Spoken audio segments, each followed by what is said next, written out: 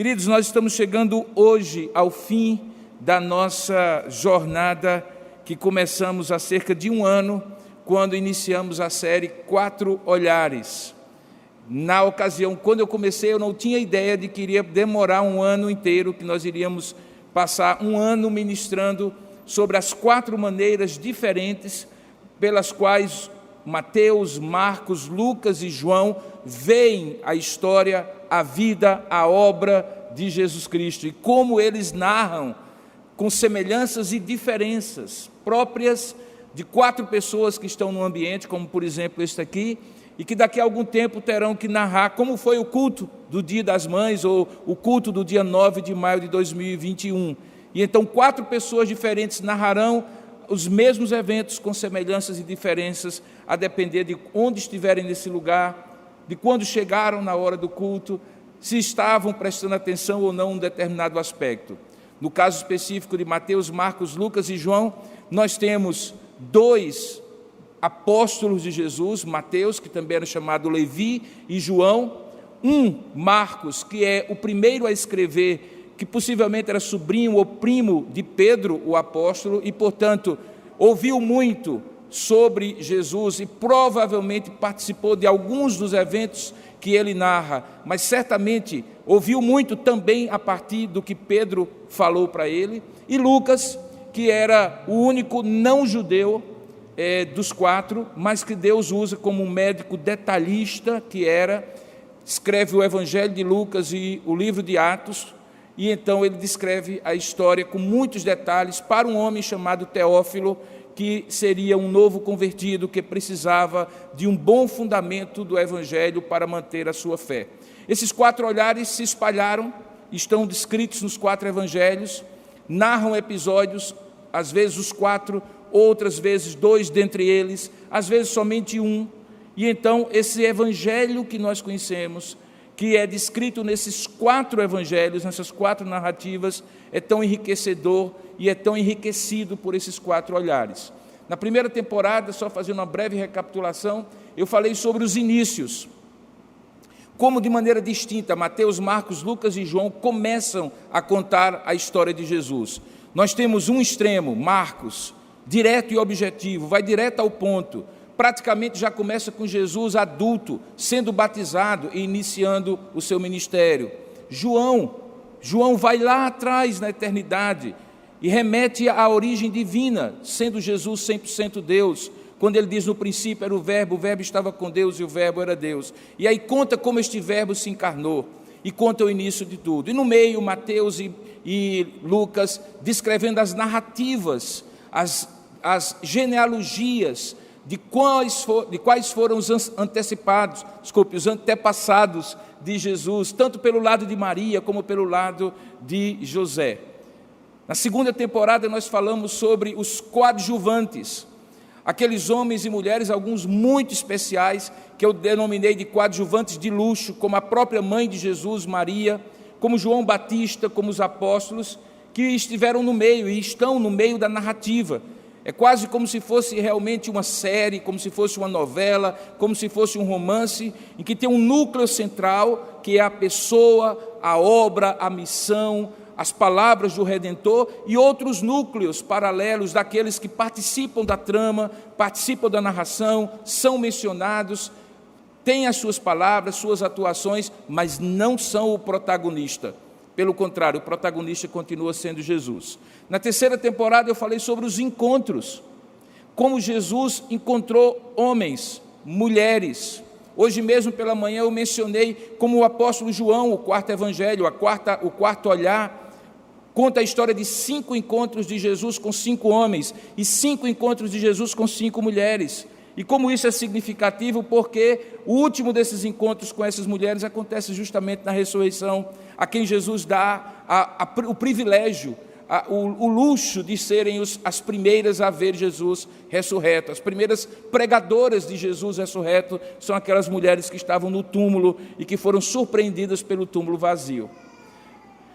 Nesta temporada final, que é a 5ª temporada, a temporada da paixão e glória, nós vimos Jesus a começar do momento da sua entrada triunfal em Jerusalém, passar por momentos de muita dor, sofrimento, de muita humilhação, sendo julgado, sendo crucificado, sendo contestado por aquelas autoridades religiosas judaicas e as autoridades romanas, e mesmo assim revelando a sua glória na mensagem que pregava, nos milagres que fazia, na contestação daquela religião que tinha se tornado absolutamente hipócrita e desvirtuada das coisas de Deus. Hoje, nós fizemos o penúltimo capítulo, o penúltimo episódio, quando falamos sobre a ressurreição do Redentor. Para muitos, para aí, aqueles que talvez não lembrem, por exemplo, do credo apostólico, que era uma espécie de resumo, não criado pelos apóstolos, mas que expressava a crença dos apóstolos, deve lembrar que ele diz assim, olha, se você nunca recitou quando eventualmente você era criança, no catecismo ou alguma coisa, diz assim: creio em Deus Pai Todo-Poderoso, Criador do céu e da terra, a crença na Trindade, creio em Jesus Cristo, seu único Filho, nosso Senhor, o qual foi concebido por obra do Espírito Santo, nasceu da Virgem Maria, padeceu sob o poder de Pôncio Pilatos, foi crucificado, morto e sepultado. E aí, para. Muitos vão um pouco além, diz que ele também ressurgiu dos mortos ao terceiro dia, mas aí, para. Quando, no entanto, nós olhamos o resumo da fé que esse credo expressa, é bom lembrar que ele também diz que ele subiu ao céu, e ele está falando da ascensão do Redentor, exatamente o tema que nós vamos falar hoje. Ele subiu ao céu, está sentado à direita de Deus, Pai Todo-Poderoso, de onde ele há de vir para julgar vivos e mortos. O credo apostólico, portanto, resume o querigma, o resumo do sermão que quase todo apóstolo, em quase toda época, pregava para uma pessoa, para duas ou para uma multidão, como você encontra o apóstolo Pedro pregando em Atos 2, no dia de Pentecostes. E ele repete que Jesus veio, que Jesus foi morto, que Jesus ressuscitou, que Jesus subiu aos céus e que ele voltará. Os 5 itens deste credo apostólico. Veja que quando nós falamos da ascensão de Cristo, nós estamos falando do momento em que um ciclo se fecha, que é o ciclo do seu ministério terreno. Ele veio, fez a sua obra e encerra completamente aquilo que na terra ele tinha de fazer. E começa um outro ciclo, o ciclo do seu ministério celestial, porque Jesus não parou de trabalhar quando ele foi assunto aos céus, pelo contrário, ele foi assunto aos céus para continuar a sua obra. Lembra que a promessa que ele faz aos seus discípulos, lá em João capítulo 14, é: não se turbe o vosso coração, credes em Deus, crede também em mim. Na casa do meu Pai há muitas moradas, e eu vou para preparar-vos lugar. A ascensão leva Jesus para preparar o nosso lugar, e hoje ele está à direita do Pai, intercedendo por nós, e de onde virá para julgar gloriosamente vivos e mortos na sua vinda. Diante disso, eu gostaria de convidá-los para a gente encerrar com chave de ouro essa série, a ler comigo o Evangelho de Lucas, capítulo 24. E mesmo que você estranhe, também um outro livro que sai um pouco desses 4 olhares, mas ainda está no olhar de Lucas, que é o livro de Atos, capítulo 1, do verso 1 ao verso em diante. Então são 2 textos. Abra aí, coloca um dedinho na sua Bíblia em Lucas, capítulo 24, e o outro lá em Atos capítulo 1, porque nós vamos ler os 2 textos. Perceba que o livro de Lucas, nós vamos ler a partir do verso 48, conta a história da ascensão de Jesus, e como é Lucas, o mesmo autor de Atos, tanto Lucas, o Evangelho, como Lucas, escritor do livro histórico de Atos, descrevem esse momento.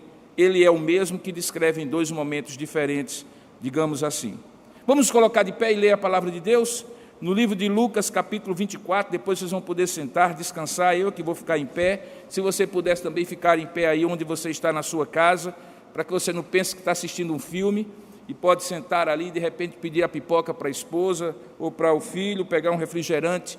Você está cultuando a Deus, fique de pé, vamos ler a palavra de Deus juntos. Vamos ler juntos assim, diz a palavra de Deus, vocês acompanham, por favor.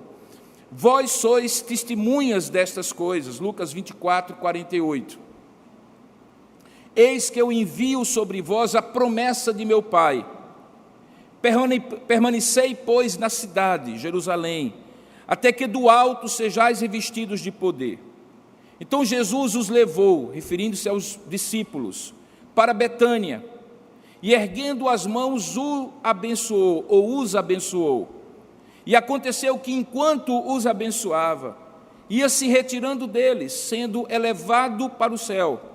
Então eles, adorando-o, voltaram para Jerusalém, tomados de grande júbilo, e estavam sempre no templo louvando a Deus. Agora Atos capítulo 1, a partir do verso 1, quando Lucas retoma a sua narrativa, e do mesmo jeito que lá em Lucas, no Evangelho, ele se dirige a Teófilo, aqui ele continua dizendo: escrevi o primeiro livro, ó Teófilo, que é o Evangelho de Lucas, relatando todas as coisas que Jesus começou, olha como Lucas coloca, que Jesus começou a fazer e a ensinar, até o dia em que, depois de haver dado mandamento por intermédio do Espírito Santo aos apóstolos que escolhera, ele foi elevado às alturas. Aí Lucas, a partir dali, ele vai contar como isso aconteceu nesse período de transição. A estes apóstolos também, depois de ter padecido, já havia se apresentado vivo com muitas provas incontestáveis, aparecendo-lhes durante 40 dias e falando das coisas concernentes ao reino de Deus. E comendo com eles, determinou-lhes que não se ausentassem de Jerusalém. E aí ele faz referência ao que ele havia acabado de escrever em Lucas, capítulo 24. Mas que esperassem a promessa do Pai, a qual disse ele: de mim ouvistes. E ele continua dizendo quais foram as palavras que Jesus continuou dizendo. Porque João, na verdade, batizou com água, mas vós sereis batizados com o Espírito Santo, não muito depois desses dias. E então Lucas dá uma novidade de narrativa, um item novo aqui, porque ele diz que aqueles que estavam reunidos nesse momento, quando Jesus estava para ser assunto aos céus, perguntaram a Jesus: Senhor, será este o tempo em que vais restaurar o reino a Israel? E aí Jesus responde: não vos compete conhecer tempos ou épocas que o Pai reservou pela sua exclusiva autoridade, mas recebereis poder ao descer sobre vós o Espírito Santo, e sereis minhas testemunhas, tanto em Jerusalém, como em toda a Judéia, Samaria e até os confins da terra. E então, ditas essas palavras, que são as últimas palavras de Jesus, a grande comissão, foi Jesus elevado às alturas à vista deles, e uma nuvem o encobriu dos seus olhos. E estando eles com os olhos fitos no céu, enquanto Jesus subia, eis que 2 varões vestidos de branco se puseram ao lado deles. E lhes disseram: varões galileus, por que estáis olhando para as alturas? Este Jesus que dentre vós foi assunto aos céus, do modo como viste subir, ele voltará. Que Deus abençoe a sua palavra lida. Amém. Vamos orar juntos? Ó Deus amado e querido Pai, abre o nosso entendimento para que possamos compreender a beleza deste momento que é narrado por Lucas, o momento em que tu encerras o ministério do teu Filho aqui na terra e o recebe na glória celeste para ele continuar trabalhando em nosso favor e fazendo a sua obra celestial à tua direita, de onde ele voltará para nos buscar. Pai, nós queremos nesse momento rogar que o Senhor abra o nosso entendimento, que o Senhor nos faça perceber a riqueza da tua palavra, e tendo os nossos olhos espirituais iluminados, possamos não apenas saber dessas verdades, mas sermos por elas abençoados, crendo nelas e sendo por elas pautados na nossa vida. Fala conosco, Pai, tanto a nós que estamos aqui, como aqueles irmãos que estão neste momento em que o culto está acontecendo, participando conosco, e aqueles que haverão ainda de ser abençoados, quando esse culto estiver disponível na internet, para outros serem abençoados fora do tempo em que ele se realiza, sabendo que o Senhor haverá de estar presente com eles também naquela ocasião. Fala, portanto, conosco, nos abençoa, é o que nós oramos em nome e para a glória de Jesus. Amém. Podemos sentar, irmãos. Atos capítulo 1, 3, que nós acabamos de ler, diz que depois de Jesus ressuscitar dos mortos, ele se apresentou vivo. Ele se apresentou vivo, como vimos pela manhã, àquelas mulheres perto do túmulo.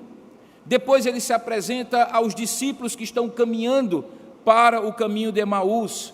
E segundo Paulo, em 1 Coríntios capítulo 15, verso 6, no total daquelas 13 aparições que os evangelhos contam, algumas em Jerusalém e outras nas cercanias de Jerusalém e até no Mar da Galileia, mais de 500 pessoas veem Jesus ressurreto. Nos dias então depois de sua ressurreição, Jesus ensinou ainda aos seus discípulos sobre o reino de Deus. Acabamos de ver ele dizer: olha, não vos compete saber tempos e épocas que o Senhor reservou para a sua exclusiva autoridade, mas enquanto isso, recebereis poder ao descer sobre vós, e o reino de Deus estará presente em vós e por vosso intermédio, enquanto vocês estiverem aqui continuando a sua obra. No texto de Lucas, nós entendemos que Jesus sai de Jerusalém com os seus discípulos, e é a primeira vez que Jesus sai de Jerusalém com os seus discípulos, naquela semana em que ele saiu algumas vezes fisicamente, entrando e saindo, indo para a região de Betânia, cruzando o Vale do Cedron, subindo o Monte das Oliveiras e chegando lá do outro lado. Agora ele está ressurreto. Talvez você tenha uma visão um pouco diferente da ressurreição. Jesus não é um fantasma, ele não é um espírito nesse momento. Ele tem um corpo, a ressurreição foi corporal. A ressurreição de Jesus é visível. Este corpo, obviamente, que não era aquele corpo marcado pelas chagas que os romanos impetraram e imputaram a ele. Certamente aquele corpo não estava um corpo desnutrido, desidratado pelo sofrimento da cruz. Não era um corpo, portanto, como nós temos o nosso corpo, marcados pela finitude, pela limitação. A Bíblia diz que esse corpo glorificado é semelhante ao corpo glorificado que cada um de nós terá na sua própria ressurreição. Mas é um corpo. Jesus, numa das oportunidades que aparece aos seus discípulos, eles estão no Mar da Galileia pescando. Jesus pergunta se eles têm alguma coisa para comer do lado de cá, na margem. Eles não reconhecem Jesus, assim como na sua glória, quando ele aparece no Monte da Transfiguração, também ele aparece de maneira diferente. Assim como aqueles 2 discípulos que estavam no caminho de Emaús, mesmo caminhando ao lado de Jesus, também não o reconheceram, porque esse corpo certamente era algo transformado, glorificado, diferente daquela figura que eles estavam acostumados a saber que era Jesus. E então, naquele momento em que eles ouvem Jesus falando aquilo, alguém diz: é o mestre. E eles vêm para a margem, e quando chegam, apesar de terem pescado 153 grandes peixes, é assim que o Evangelho narra, no Evangelho de João, Jesus já estava com a sua fogueirinha com pães e peixes que eles comem. É um corpo que come. É um corpo que pode ser tocado por Tomé no seu lado, nas suas chagas das mãos e dos pés. Então, a ressurreição de Jesus é uma ressurreição corporal, não é um fantasma. Não é como acontece agora, quando nós morremos e há uma separação da parte material, que fica sepultada ou cremada, da parte imaterial, que é espiritualmente e se apresenta diante de Deus. Quando Paulo, por exemplo, fala da ressurreição final, ele diz que os mortos ressuscitarão primeiro, e haverá uma glorificação daqueles que estiverem vivos, de modo que o que é mortal se revestirá de imortalidade, e o que é corruptível se revestirá de incorruptibilidade. E este é o grande mistério da ressurreição. Dessa ocasião, então, Jesus sai com seus discípulos, neste corpo glorificado, fazendo provavelmente o mesmo caminho que ele fez naquela semana anterior, na chamada Semana Santa, Semana da Paixão, várias vezes, indo e voltando de Betânia para Jerusalém. Mas havia uma diferença: agora Cristo havia ressuscitado. Na conclusão do Evangelho, Lucas diz então que aquele caminho de cerca de 4 quilômetros de Jerusalém para Betânia, em dado momento Jesus para no Monte das Oliveiras. O Monte das Oliveiras é um lugar onde várias vezes Jesus se encontrou com os seus discípulos antes da sua morte. ele ensinou no Monte das Oliveiras, ele sofreu no Monte das Oliveiras. Lembra que a história do Getsêmani acontece no Monte das Oliveiras, e agora ele está no Monte das Oliveiras não mais para sofrer, não mais para ter o seu suor transformado em sangue, não mais angustiado e turbado, dizendo ao Pai, passa de mim este cálice, mas agora glorificado, Senhor de todas as coisas, tendo vencido a morte, o último inimigo a ser vencido. E então, naquele momento, enquanto está ali com os seus discípulos, diz o Evangelho de Lucas que, havendo levantado as mãos, Jesus abençoou aqueles seus discípulos. E enquanto ele os abençoou, ele foi sendo assunto aos céus, foi elevado aos céus. A narrativa de Lucas é lacônica, é curta, é grossa, vai direto ao ponto. Depois de Jesus ter dito essas coisas, ele foi elevado às alturas nos céus. Mas quando a gente vai para Atos, onde Lucas descreve com mais detalhes do seu início da história da igreja, ele dá mais detalhes como nós vimos.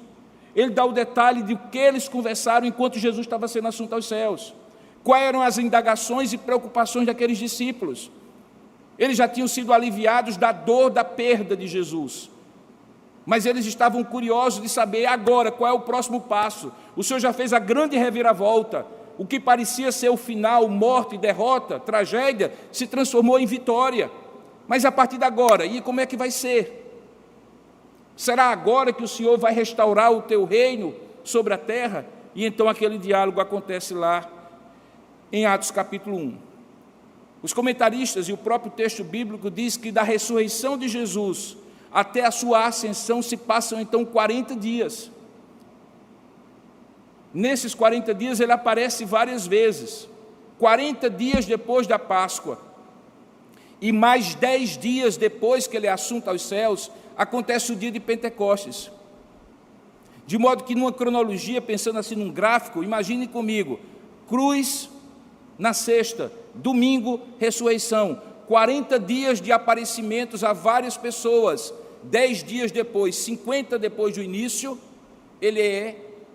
o Espírito Santo desce no dia de Pentecostes. Portanto, nós estamos falando de um período de 50 dias entre a Páscoa, a paixão, o sofrimento e a dor e a glória da ascensão de Jesus.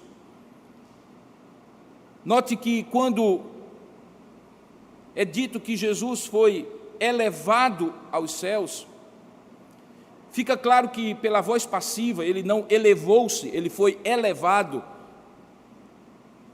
O foco da narrativa de Lucas é no que Deus, o Pai, estava fazendo por toda aquela obra.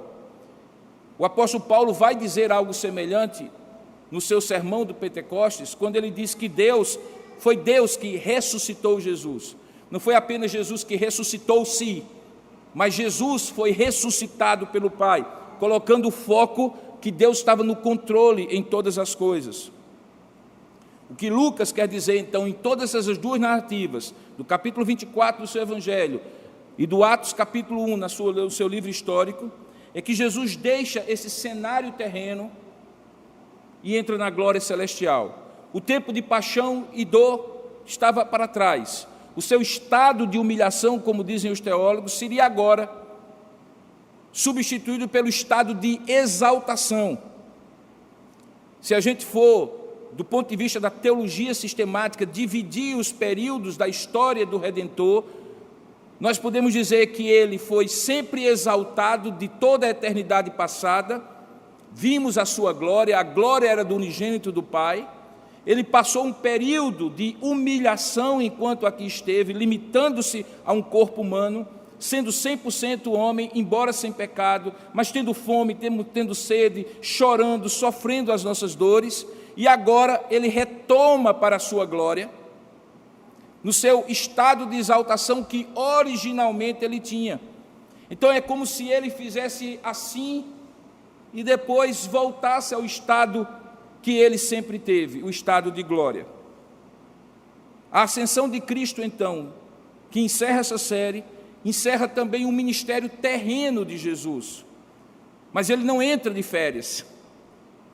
Ele não fica inativo nos céus, porque agora inicia-se o ministério celestial de Cristo. Lembra que em algum momento ele, falando para aqueles homens, disse: o meu Pai trabalha, até hoje eu trabalho também. O tempo que ele usa naquele verbo é de um tempo contínuo, ele está sempre trabalhando. Ele trabalhou na criação porque diz que no princípio era o verbo estava com Deus e o verbo era Deus. Ele estava no princípio com Deus e nada do que foi feito sem ele, portanto ele é o agente criador desde o início. Ele está presente na providência, porque ele é o sustentador de todas as coisas pela palavra do seu poder. Ele está presente na salvação quando ele operacionaliza, executa o plano de salvação, e ele está presente agora à direita do Pai. E é para compreender isso que a ascensão é tão importante. A ascensão de Jesus Cristo, que é um item que às vezes, eu duvido, por exemplo, que alguns de vocês tenham ouvido mais do que 3 sermões na vida toda sobre a ascensão de Cristo. Sobre a ressurreição, sim, mas sobre a ascensão de Cristo especificamente, é um item da nossa fé que parece que é de menos importância, mas não é. Depois de ressurreto, ele sobe aos céus e isso significa algumas coisas. A primeira delas, como eu falei, isso sinaliza o fim do seu ministério terreno. Deus tinha amorosamente enviado o seu Filho ao mundo em Belém e agora o Filho estava retornando ao Pai. O seu período de limitação estava encerrado. Significa também que ele tinha obtido sucesso, êxito, vitória no seu trabalho terreno. Quando ele abre as mãos na cruz e diz, está consumado, ali era a obra vicária. Mas quando ele sobe aos céus abençoando os seus discípulos, é quase como, de maneira figurada, um pastor ao final do culto diz assim, ide agora em paz, sejam abençoados com a graça do nosso Senhor Jesus Cristo, o amor do nosso Pai e o poder do Espírito Santo. Se encerra, há um êxito, tudo aquilo que foi planejado foi executado, do jeito que Deus queria, para a glória de Deus, se cumpriu o propósito, o nome de Deus foi glorificado. Ele não deixou um detalhe só da obra que ele tinha de fazer incompleto, ele fechou toda a sua obra aqui na terra. A ascensão de Cristo também significa que ela marcou o retorno dele à sua glória celeste. E como eu falei, ao seu estado de glorificação. Simboliza também que o Pai o exaltou sobremaneira. Talvez um dos hinos mais bonitos, que inclusive era hino mesmo, cantado na igreja primitiva, é Filipenses capítulo 2. E se você puder abrir, você vai ver por quê. Porque é o hino da kenosis, o hino do auto-esvaziamento de Cristo, mas ao mesmo tempo é o hino da exaltação. Em Filipenses capítulo 2, Paulo diz assim para os seus leitores, tende em vós, versículo 5, o mesmo sentimento que houve também em Cristo Jesus, pois ele, subsistindo em forma de Deus, não julgou como usurpação o ser igual a Deus, antes a si mesmo se esvaziou, e ele está falando da encarnação, assumindo a forma de servo, tornando-se em semelhança de homens e reconhecido em figura humana. A si mesmo se humilhou, tornando-se obediente até a morte e morte de cruz. Filipenses 2, 8. E aí no versículo 9, veja a virada. Pelo que Deus também o exaltou sobremaneira, e lhe deu o nome que está acima de todo nome, para que ao nome de Jesus se dobre todo o joelho, nos céus, na terra e debaixo da terra, e toda língua confesse que Jesus Cristo é o Senhor, para a glória de Deus Pai. Perceba, portanto, que naquele momento ele estava sendo exaltado, glorificado pelo Pai. Essa glória era a mesma glória que ele tinha desde antes de se tornar homem.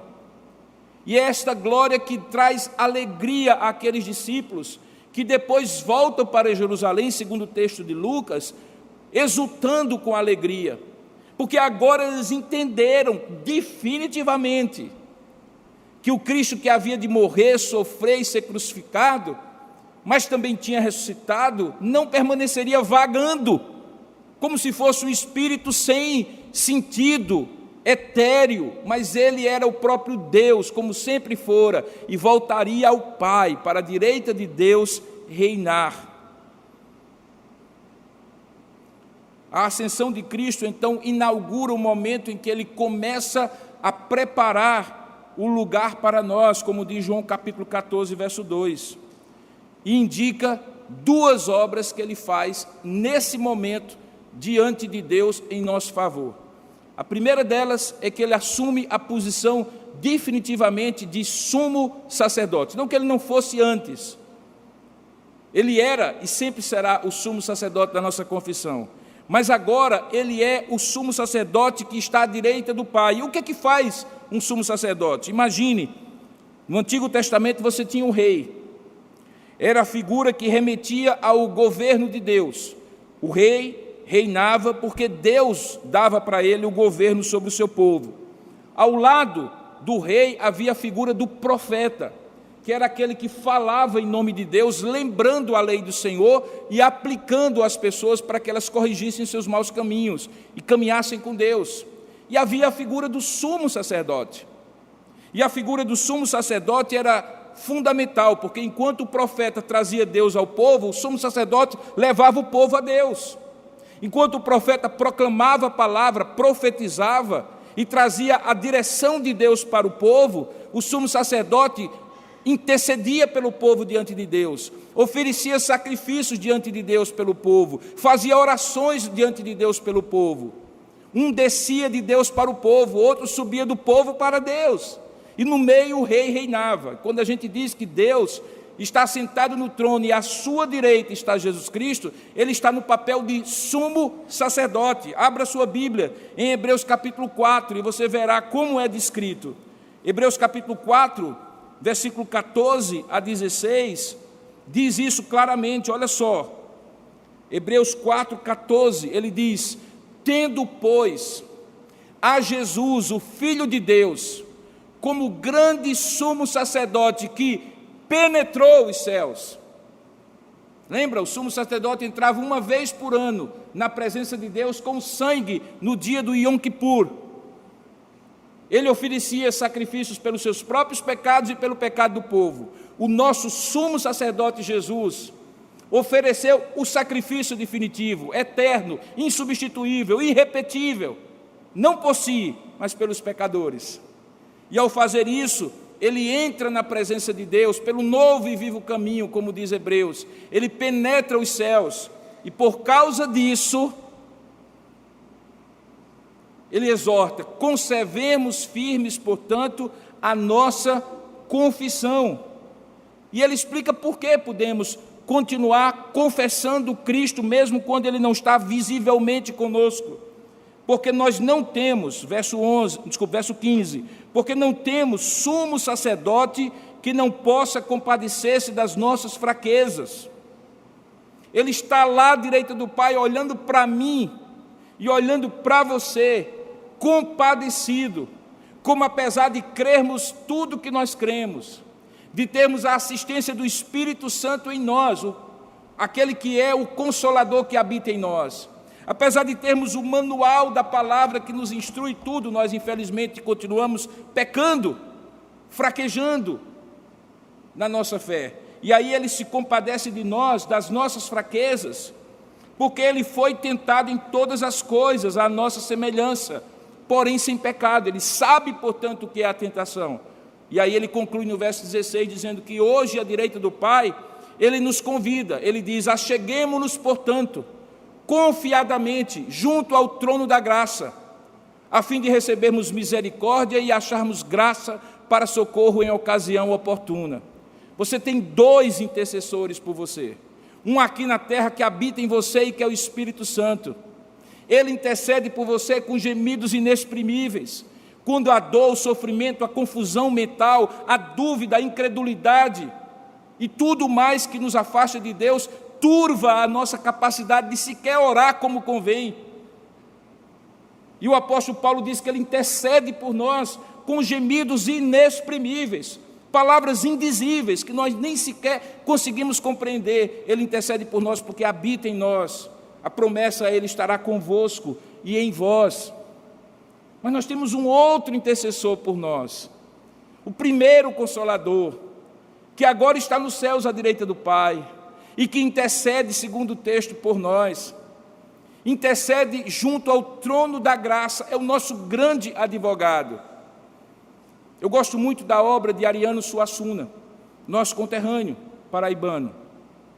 E você lembra que a principal obra dela, o Alto da Compadecida, é chamado o Alto da Compadecida, porque de maneira diversa, diferente, deturpada do que o texto sagrado diz, no momento em que aquelas duas figuras, Chicó e João Grilo, chegam diante de Deus e não conseguem defender a si mesmos, quem defende-os diante de Jesus Cristo, o juiz, é a Compadecida, que seria a mãe de Jesus, Maria. Isso é uma deturpação. É engraçado, mas é uma deturpação. Porque, de fato, quem intercede por nós diante de Deus é o único que fez a obra que nos dá o direito a chegar diante de Deus. O trono da graça estava fechado, o véu estava mantido. Quando ele morre, o véu é rompido. Nós entramos com ele por esse novo e vivo caminho. E ele intercede por nós diante das nossas fraquezas. Essa é a obra que ele faz hoje, continuamente. Você peca, o Espírito Santo aqui testifica com você, mostra que você está errado, tira a sua paz, confronta você, lembra a palavra, faz muitas vezes que as coisas deem errado para você se corrigir, sustenta a sua fé, mas ao mesmo tempo corrige a sua desobediência. Enquanto isso está acontecendo aqui, à direita do Pai, Jesus está intercedendo por nós, e o critério, o fundamento, o argumento que ele usa é: eles não merecem, mas eles foram salvos. Eu conquistei a salvação por eles, aqui está o preço. Paulo, escrevendo aos Colossenses, diz que havia um escrito de dívida, uma nota promissória contra nós. E você entende a nota promissória? A nota promissória, você promete pagar por alguma coisa que você é devedor. Mas essa nota promissória era impagável. E a Bíblia diz que Jesus pegou essa nota promissória e encravou na cruz. E disse: está pago. E todas as vezes que o tentador se aproxima de nós dizendo: você é culpado, não é o caso de você dizer: não, não sou, não todo mundo faz, não foi só uma vez. Não. Reconheça, arrependa-se, mas também confie que o Pai está ouvindo à direita dele Jesus Cristo dizer: é verdade, mas eu morri por ele. Nenhuma condenação há para os que estão em Cristo Jesus. É verdade, mas eu já paguei o preço. A nota promissória foi paga, ela é real. Ele merecia o juízo, mas eu dei a salvação. Imagine só isso, que glorioso é. Ele está à direita do Pai intercedendo por nós. Enquanto aqui o Espírito Santo nos convence e nos capacita a mudar, diante do Pai, ele está intercedendo para que o juízo de Deus não recaia sobre nós. Pelo contrário, para que a justificação se consolide na glorificação final e nós sejamos mantidos perseverantes e preservados do pecado até aquele dia que ele voltará. Nesse sentido, ele não apenas é intercessor, ele também é mediador de uma nova aliança. Se você abrir em Hebreus capítulo 9, verso 15, você vai compreender melhor isso. Toda relação com Deus, preste bem atenção nisso aqui, olha, toda relação com Deus, ela é mediante uma aliança, mediante um pacto, um acordo com direitos e deveres. O primeiro chamava-se Pacto das Obras, foi feito com Adão e Eva. É conhecido como Pacto das Obras porque até então eles não tinham pecado, eles tinham condição de obedecer. E qual era o sinal dessa obediência? Era que eles podiam desfrutar de tudo aquilo que estava criado, menos do fruto da árvore do conhecimento do bem e do mal. Eles caem nesse pacto, eles não cumprem a parte deles, eles quebram o contrato. A partir dali, Deus faz um pacto de graça, porque o homem já não tem mais poder para cumprir as suas condições de contrato. Esse pacto ele é repetido ao longo da história da redenção. Você encontra, por exemplo, Noé, como aquela pessoa que é o mediador. Ele proclama para a sua geração perversa: o mundo vai acabar com chuva, gente, se arrependam, voltem para Deus. Ele é o proclamador, ele é o mediador. Lá na frente, Abraão é chamado por Deus: sai da tua terra, da tua parentela e vai para uma terra que eu te mostrarei. Em ti serão benditas todas as nações da terra. Quem te amaldiçoar será amaldiçoado, quem te abençoar será abençoado. Abraão se torna mediador. de um pacto com um povo específico e através desse povo com toda a humanidade. Aí você vai encontrar Davi um pouco mais na frente, Moisés um pouco mais atrás. Você vai percebendo que existem pessoas que são mediadoras. Deus usa para que eles representem o povo diante dele e também para que ele represente Deus diante do povo. Talvez a figura mais emblemática disso é quando Moisés sobe o Monte Sinai, em Êxodo capítulo 20. Ali o povo fica embaixo e Moisés diz mais: não subam no monte. Lá no monte só eu, Deus chamou só a mim, e no cimo do monte Deus se encontra com Moisés, o povo está lá, Deus está lá em cima, e no meio do monte Moisés é o mediador da aliança, a aliança da lei, que continua sendo uma aliança graciosa, porque Deus sabia que a lei apenas iria avultar, mostrar o pecado. A lei não teria poder de mudar o coração das pessoas. A lei serviria para mostrar que eles eram pecadores, e porque eram pecadores precisavam de uma redenção, de um redentor. Percebe que existe uma coreografia, uma narrativa belíssima. Talvez uma das coisas mais bonitas de você ler a Bíblia, sinceramente, não é atrás de manual de soluções práticas para problemas concretos, como muitos fazem. Houve uma época, até hoje não muito mais, porque hoje está tudo digital, em que as pessoas iam à livraria evangélica e compravam uma caixinha de promessa.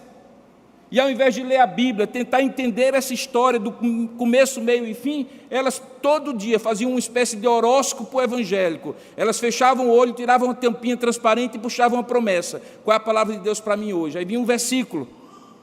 O versículo, obviamente, sendo promessa, era tudo muito bom, né?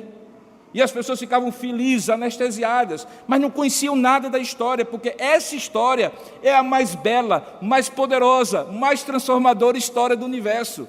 É a história de como Deus entra em relação conosco, o Deus santo, puro, perfeito, com pecadores como eu e você. Isso só é possível por causa de um mediador. Pois bem, todos aqueles mediadores do Antigo Testamento, todas aquelas figuras, Adão, Noé, Abraão, Moisés, Davi, eram protótipos. O que é um protótipo?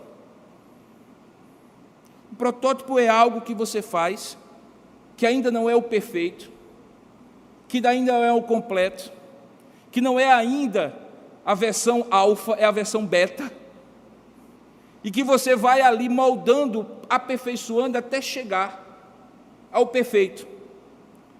Aqueles eram tipos, protótipos de Cristo. Davi, como rei, nas suas falhas, mostrava que ele não era um mediador perfeito, mas que haveria um Messias, filho de Davi. Se lembra que era assim que Jesus era conhecido? Esse era perfeito. Moisés, o grande legislador, também não era perfeito, não entrou nem na terra prometida, mas ele aponta que haverá um que tirará o povo do exílio, do êxodo, da opressão do Egito, espiritualmente falando, e levará para a terra prometida. Esse é Jesus.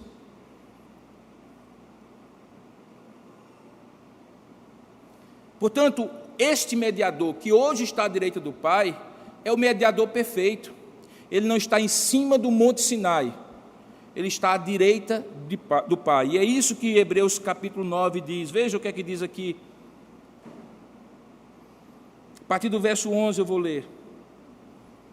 Quando, porém, veio Cristo como sumo sacerdote dos bens já realizados, mediante o maior e mais perfeito tabernáculo, não feito por mãos, quer dizer, não desta criação, que era o seu próprio corpo, o habitáculo da presença de Deus, não por meio de sangue de bodes e de bezerros, mas pelo seu próprio sangue, entrou no santíssimo lugar, no santo dos santos, uma vez por todas. Antes era todo dia, mas agora ele obteve uma redenção, uma libertação eterna. Portanto, se o sangue de bodes e de touros e a cinza de uma novilha, que eram os meios que eles usavam na antiga aliança, aspergidos sobre os contaminados, os santificam, quanto à purificação da carne, muito mais o sangue de Cristo, que pelo Espírito eterno a si mesmo se ofereceu, como o Cordeiro de Deus que tira o pecado do mundo, sem mácula a Deus, purificará a nossa consciência de obras mortas, para servirmos ao Deus vivo. E veja aí o verso 15. Por isso mesmo, Ele é o mediador de uma nova aliança, a fim de que, intervindo a morte para a remissão das transgressões que havia sob a primeira aliança, a de Moisés, recebam a promessa da eterna herança aqueles que têm sido chamados. E aí ele desenvolve o tema. Ele não apenas intercede por nós, mas ele é o garantidor. O mediador é o fiador que garante diante de um credor, em nome de um devedor, que a conta está paga. Quando você assina um contrato, você tem duas modalidades de garantir o pagamento àquele credor. Você faz um depósito antecipado do valor parcial ou total daquela dívida que você está contraindo. Ou você arranja um fiador. Do ponto de vista legal, o fiador é responsável em última instância pela sua dívida. Na verdade, há situações em que o fiador é interpelado, é cobrado até primeiro do que aquele que assinou o contrato. Porque não tendo o contratante, devedor da obrigação, condição de pagar o débito, alguém que tenha condições e que queira fazer isso, se coloca entre eles, o credor e o devedor, na condição de fiador. Um mediador é um fiador. Coisa maravilhosa é saber que este Deus quis esse papel, que esse Deus pode fazer esse papel, e o que mostra que Ele quis e que Ele pode é sua obra consumada, que agora à direita do Pai Ele relembra, Ele executa, Ele eternamente realiza. E quando eu digo eternamente é porque haverá um momento em que isso será consumado. E é nesse ponto que a ascensão nos ajuda também finalmente a compreender como último ponto. É que da maneira, e é isso o texto que é dito lá em Atos, da maneira como o viste subir, ele voltará. Então, se nós quisermos saber como Cristo vai voltar, é só lembrar como ele subiu. Ele subiu com um corpo visível, ele voltará com um corpo visível. Todos que estavam no Monte das Oliveiras viram, todo olho, diz o texto, o verá. A diferença é que ele aqui tinha consumado e estaria subindo aos céus para continuar a sua obra. Agora, quando voltar, ele voltará para reinar, tendo a sua obra completamente já consumada. O sacrifício da paixão e a glória da ressurreição e da ascensão de Cristo. Portanto, atualmente esse Senhor Jesus está nos céus. As Escrituras frequentemente, irmãos, retratam Jesus à direita do Pai, que é uma posição de honra e glória, de autoridade. A Bíblia diz em Colossenses capítulo 1, 18, que nessa posição Cristo é o cabeça da igreja, não é o Papa, não é pastor Robson, é Cristo. Nós somos parte deste corpo, e a cabeça que ordena todas as coisas, todos os movimentos, e direciona o corpo, esta cabeça é Cristo. A Bíblia diz em Efésios capítulo 4, que dos céus ele envia dons espirituais, enviou o seu Espírito no dia de Pentecostes, e junto com o Espírito ele dá dons espirituais, para quê? Para que este corpo tenha condição de bem articulado cumprir a sua missão. Por isso que ele chama uns para pastores, outros para mestres, um para os evangelistas, dá dons de um, dons a outro, para que o corpo enriquecido, vitaminado, capacitado, treinado, exercitado e bem articulado pelo cabeça que é Cristo, cumpra a missão que Deus tem para a igreja. Porque nós somos os continuadores aqui na terra dessa obra que Ele fez e que hoje está no céu. O que é que tudo isso tem a ver conosco? Embora em vários momentos da mensagem eu quis aplicar e apliquei aos irmãos. Em primeiro lugar, que a entrada de Jesus no céu com um corpo humano glorificado é nossa segurança de que nós seremos igualmente glorificados, como eu falei, de corpo e de alma, e entraremos na presença de Deus. No céu, o pó da terra estará no trono da majestade de Deus nas alturas, onde o próprio Cristo está sentado à direita do Pai. Em segundo lugar, esta mão direita de Deus, o Pai, é a posição de um advogado, de um paráclitos, de um defensor, de um mediador, de um fiador que Ele hoje faz defendendo a nossa causa. Sabe, irmãos, quando oramos a Deus, mesmo que oremos bobagens, do modo errado, mesmo que oremos com as motivações nem sempre tão puras, mesmo que oremos contra a vontade de Deus, o que muda não é a vontade de Deus. O trabalhar do Espírito no nosso coração, comandado pelo Pai e pelo Filho, nessa obra trinitária, muda o nosso coração para se conformar com a presença e com a vontade de Deus. Porque Ele age em nós, pelo Seu Espírito, Ele age diante do Pai, por meio de Jesus Cristo. Ele aperfeiçoa, portanto, as nossas orações. As orações não são mais bonitas porque são mais eloquentes. Ele nos ensina a sermos sinceros, verdadeiros nas nossas orações. E quando somos sinceros e verdadeiros, Ele aperfeiçoa o foco do nosso pedido. Às vezes eu estou pedindo alguma coisa, mas estou pedindo com sinceridade, eu preciso daquilo, mas o meu foco está turvo, é como uma criança que quer o doce antes do almoço. O doce é bom, mas tira a fome do almoço. E cabe ao pai dizer assim: não, meu filho, isso aí é sobremesa, não é entrada do prato. Então você precisa primeiro comer o almoço para depois comer a sobremesa. Ele não rejeita a oração, o pedido da criança, do filho que quer o doce. Ele apenas coloca na ordem certa, primeiro isso, depois aquilo. Deus frequentemente faz isso conosco. Ele conhece então esse nosso anseio, nossas necessidades, nossos pedidos. Ele fala ao Pai em nosso favor, obtém a nossa salvação, e durante a sua presença física, Ele nos concede esse dom do Espírito para nos guiar a toda a verdade. E no fim, a ascensão de Jesus e o fato dele ter se assentado à destra de Deus marcam sua entronização real. De vez em quando eu escuto alguém dizendo na tolice: se Jesus Cristo viesse hoje, Ele passaria por tudo o que Ele passou. Não, Ele não passaria. Ele virá, mas Ele virá em glória para reinar. As descrições que estão na Escritura Sagrada da volta de Jesus não é de um meigo nazareno, condoído pela compaixão dos perdidos, mas é de um rei amoroso, é verdade, mas um rei que vem para julgar, um rei glorioso, um rei diante de quem até o próprio Satanás se curvará, que os anjos, querubins, serafins, arcanjos e anjos glorificarão e darão a Ele, dizendo que toda glória, toda honra e todo louvor são deles. Sabe, os homens mais poderosos hoje e da história, que desdenharam de Cristo, que não creram em Cristo, que afrontaram a Cristo e a sua palavra, eles se dobrarão, porque todo joelho se dobrará. Eles confessarão que Cristo é o Senhor, porque toda língua confessará. Imagine um show maravilhoso, daqueles que você vê no YouTube, de milhares de pessoas com um artista famoso no palco, e todo mundo com as mãos levantadas e cantando a música daquele artista, achando um semideus. Aquilo é fichinha, aquilo é bobagem. O back vocal de Jesus será anjo, afinado, com ouvido absoluto.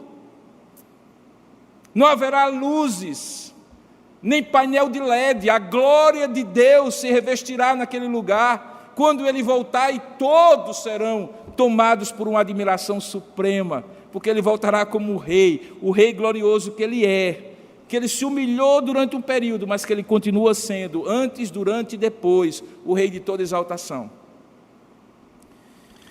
É isso que os 4 olhares nos ensinaram nesta série, a olhar Jesus com essas duas lentes. Eu tenho um óculos que antigamente chamava bifocal.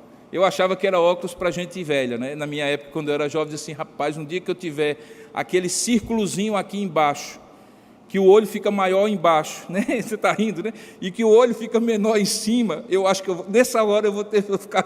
Fiquei velho. As lentes se aperfeiçoaram, né? Então eu tenho um óculos que é multifocal. Não é bifocal, é multifocal, é mais chique. Embaixo eu preciso para ver perto, e em cima eu preciso para ver longe. Os 4 olhares é como um óculos multifocal. Os detalhes das narrativas de Marcos, Lucas e João é a parte de baixo que nos ajuda a ver os detalhes. Mas a parte de cima nos ajuda a ver o todo. E quando a gente vê o todo, o detalhe faz sentido. E quando a gente vê o detalhe, a gente vê que ele se encaixa no todo. Esse olhar multifocal que nós, nesses meses, descrevemos para os irmãos. O que eu gostaria era que você pudesse relembrar, e como a memória, obviamente, não é tão perfeita em nenhum de nós, todos os vídeos de todos os 4 olhares de todas as temporadas estão no canal do YouTube da igreja. Você pode assistir só a mensagem, porque eles estão numa playlist. Você pode relembrar essas histórias e por temas, por temporadas, como se fosse uma série lá da Netflix. E você pode compartilhar com as outras pessoas com o mesmo entusiasmo, eu diria, com muito mais entusiasmo do que quando você manda no grupo do WhatsApp: tu já assististe a série tal? E as pessoas vão lá assistir. Compartilhe os 4 olhares, eles são abençoadores para a nossa vida. São os olhares dos evangelhos, de homens que Deus usou, inspirados por Ele, para contar a história da redenção. A história da redenção é maravilhosa, irmãos. Eu gosto de pregar na Bíblia toda. Eu gosto de pregar, mas se tem algo que me faz apaixonado na pregação, é quando eu conto a história de Jesus. Porque tudo que veio antes preparou para essa história. E tudo que vem depois consolida essa história.